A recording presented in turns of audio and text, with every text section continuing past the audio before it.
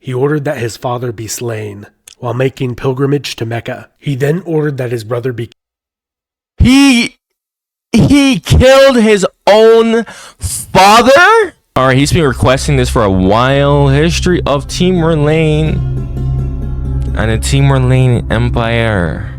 Transoxania is the land situated north of the Oxus River and south of the Jaxartes. It is the birthplace of one of the most successful and infamous conquerors ever to have lived. Born into an unimportant tribe in an obscure corner of the world with little prospects or connections, a young Timur turned to a life of petty crime, stealing cattle and sheep whenever he could. During one such attempted theft, he was shot in the hand and leg by an attentive shepherd. These injuries, I swear, a lot of these people who will become conquerors, like some of the most either gruesome conquerors or like just well-known leaders. Well, Tamerlane isn't well known in the West, which I think he should be.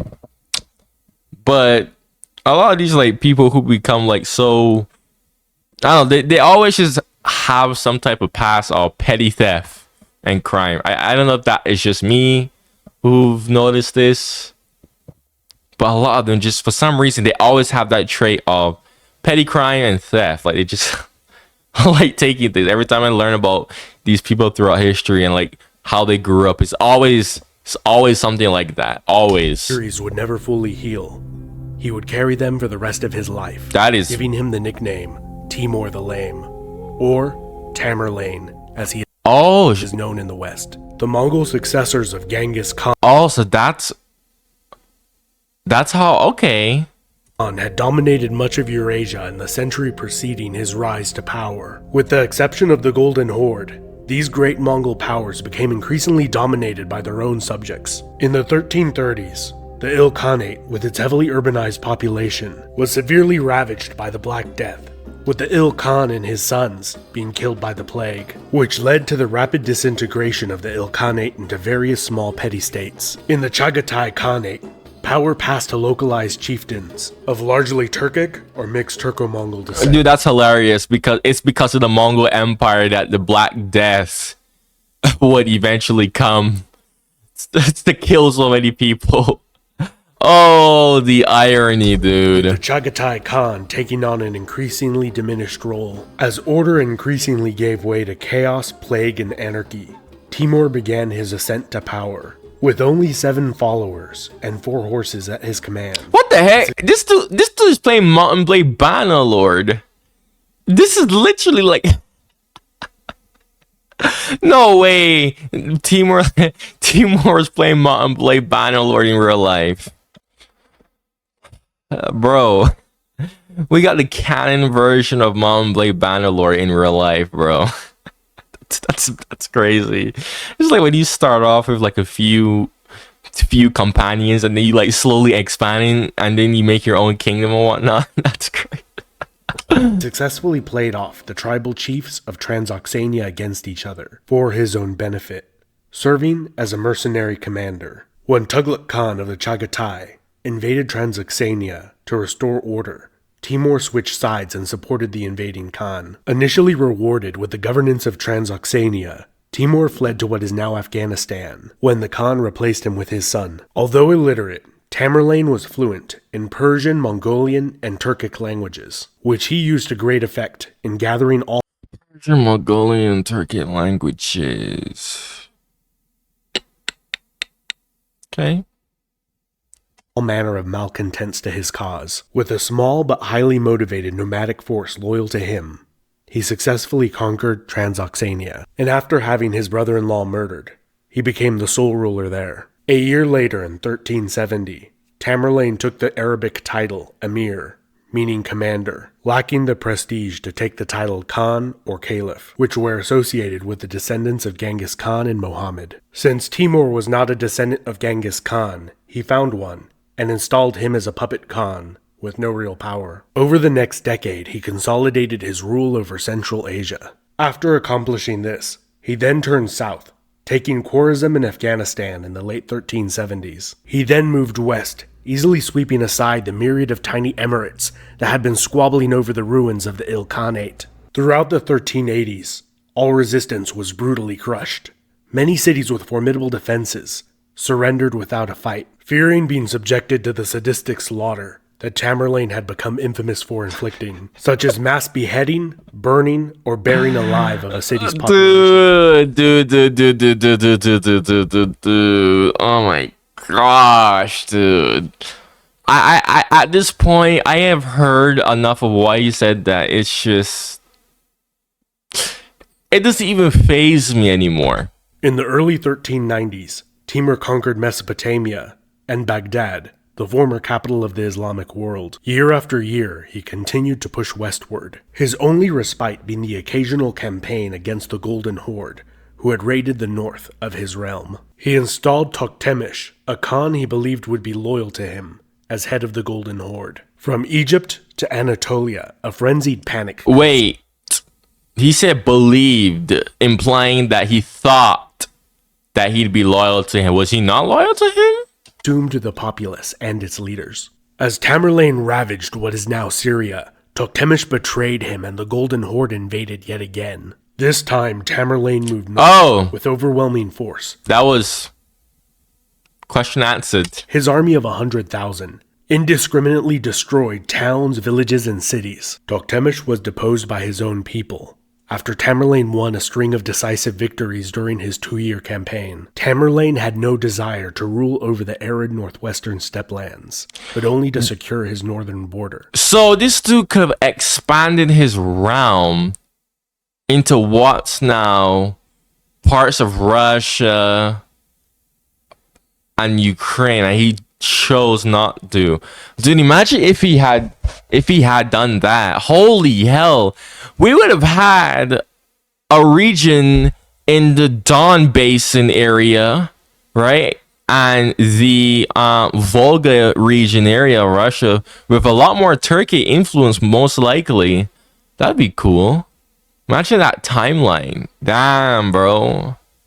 Or like, what if he like cared more about his northern region? We would have probably had a Russian language with a lot more Turkey influence than what it does now.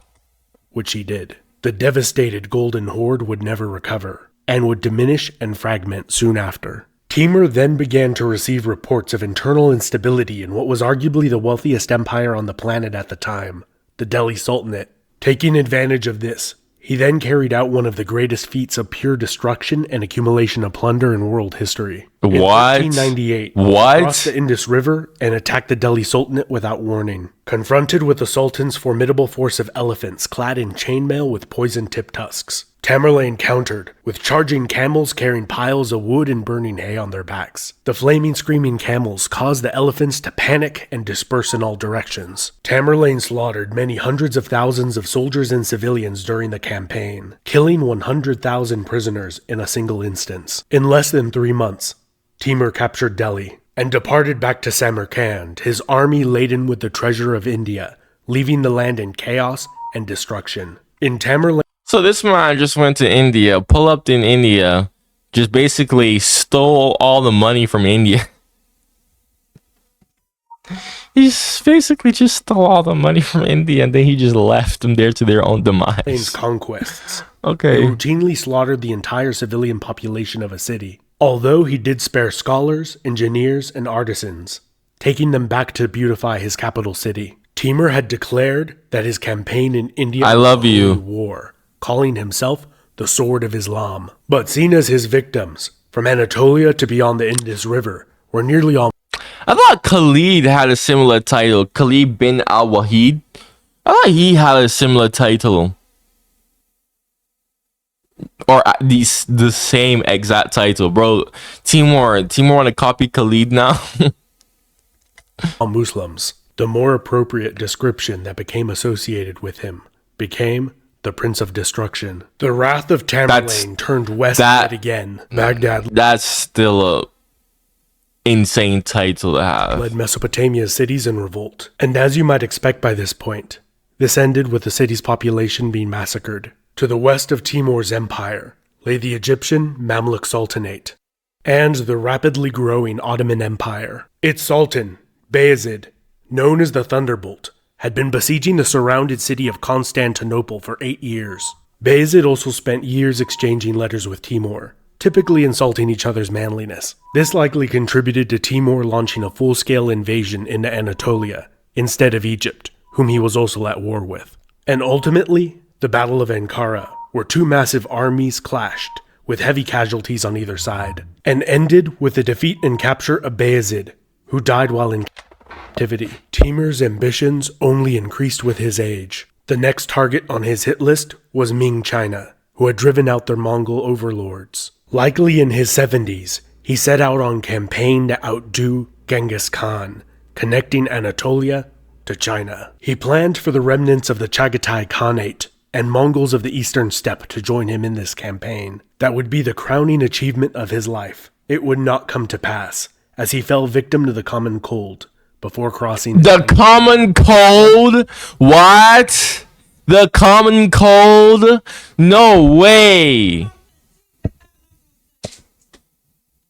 Wonder and the horror of his life had come to an end. He was the last great nomadic conqueror before the age of gunpowder. During Timur's life, he directly caused the deaths of an estimated 7 to 20 million people, or 5% of the world's population at the time. Following Timur, Oh my goodness, 5% of the world's in 1405, his family quickly fell into disputes that led to civil war, during which time many of the regional governors in the west gained independence. Tamerlane's son and grandson commanded the loyalty of most of the army. His son, Sharuka, won the civil war and ruled for more than 40 years, during which time Samarkand became the center of Persian culture, as all the deported scholars, scientists, and artisans of the Iranian plateau had been moved to the city. Many scholars have called this period the Timurid Renaissance. Shahrukh also normalized relations with the Chinese. So he was Persianized. The Timurid Empire got Persianized. Okay. Setting up embassies with them and trading often. Okay. So the Timurid Empire was Persianized. We don't say like, okay, there's this big thing. I was like debating with someone on this, like why the Ottoman Empire is not the successor to the Roman Empire. I would say Greek Empire too, not Greek Empire, but just Greece, because a lot of people say like, oh, if this like because the Roman Empire adopted Greek culture, it's the successor, like Greece is the successor to the Roman Empire. And I'm like, bro, no. And it has someone who looked at me in my comments and told me, oh well, if we accept Greece as the successor to the Roman Empire, right, the Eastern Roman Empire, oh, why is it that we can't say the same with the Ottomans, who basically essentially replaced the Roman Empire after they took Constantinople? Bro, just because you adopt a specific culture, or a certain culture becomes the most trendy culture in a country, doesn't suddenly mean that it's a completely like different country, right? If that makes sense.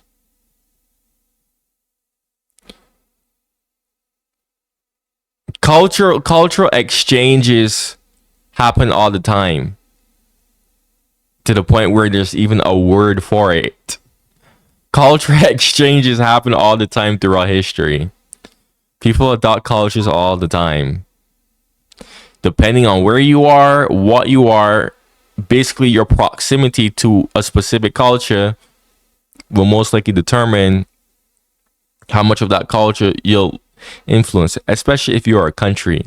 Now, obviously, we see right here that basically Persia is under Timurid rule. So I'm not really surprised that a lot of Persian culture would start influencing the Timurid Empire. But it's still the Timurid Empire.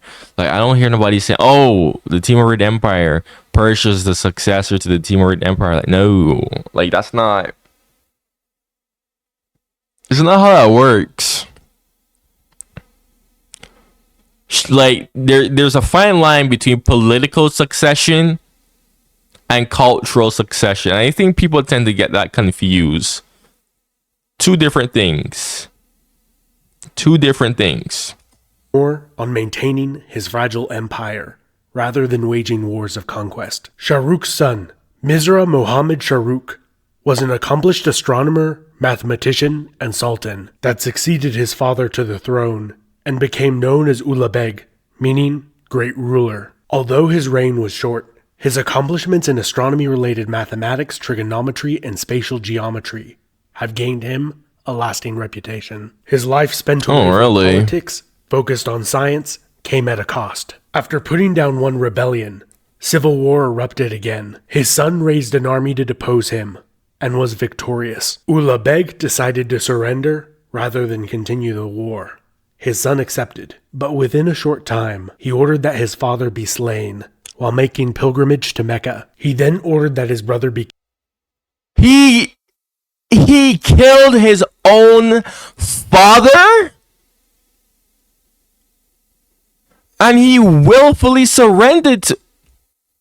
No way, bro. Killed a few days later. His reign was only 6 months, as he was killed by his cousin, but he did earn the